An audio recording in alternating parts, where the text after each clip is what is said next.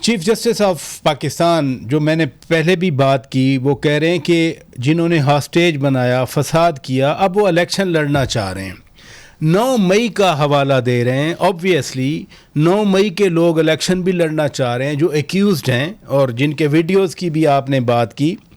لیکن عدالت تو پوائنٹ آؤٹ کر سکتی ہے, معاملات کو آگے بڑھانا وہ تو حکومت کا کام ہے, ایگزیکٹو کا کام ہے. یہ 9 مئی والے واقعات کے ذمہ داروں کے خلاف کب کارروائی ہوگی؟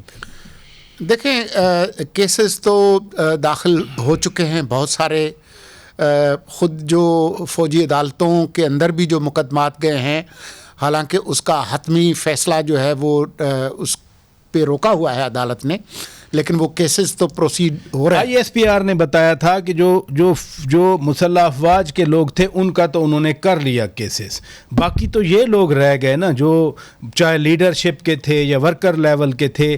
ابھی پچھلے دنوں سینیٹر عرفان صدیقی صاحب نے ایک آرٹیکل بھی لکھا تھا, وہ کہہ رہے تھے کہ یا تو ختم کر دیں یا آگے بڑھائیں. یہ کیا ان بٹوین رکھا ہوا ہے ان چیزوں کو؟ دیکھیں سینیٹر عرفان صدیقی صاحب ایک ممتاز سینیٹر ہیں اور ایک جماعت کے اہم رہنماؤں میں شمار ہوتے ہیں. یہ ان کا حق ہے کہ وہ اس پر اپنا تبصرہ کریں, لیکن آئین اور قانون کسی فرد یا جماعت کی خواہش پہ عمل نہیں کرتا. جو قانونی تقاضے ہیں اس کے تحت ہوتا ہے. تو جس طرح کے قانونی ڈھانچے میں ہم ہیں اسی رفتار سے چیزیں ہوں گی. میری توقع یہ ہے کہ ان پر فیصلہ ضرور ہوگا, اور خود حکومت کے اندر بھی جو نگران کابینہ ہے اس کے اندر بھی اس پر گفتگو ہوتی ہے. اچھا. کہ یہ صرف مسئلہ ان کو سزا دینے کا نہیں ہے, مسئلہ تو جو اگلے جو 9 مئی ہو سکتے ہیں ان کو روکنا بھی ہے, اس سے سبق سیکھنا بھی ہے.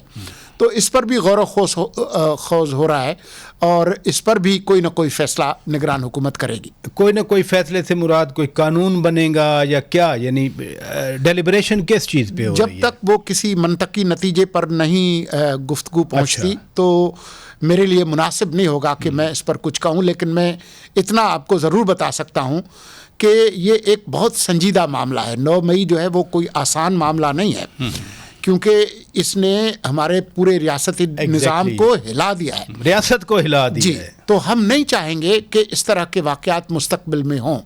تو ظاہر ہے جب منتخب حکومت آئے گی وہ اپنے طور پر کچھ کرے گی, لیکن ہم ہاتھ پہ ہاتھ رکھ کر بیٹھ نہیں سکتے. ہم بھی حکومت ہیں, ہم پر بھی ذمہ داری ہے. تو ہمارے جو وزارت داخلہ ہے, وزارت قانون ہے, وزارت اطلاعات و نشریات ہے, یہ تمام ان میں اس پر گفتگو ہوتی ہے, کابینہ میں بھی گفتگو ہوتی ہے, اور یقیناً ہم اس پر کچھ نہ کچھ کریں گے.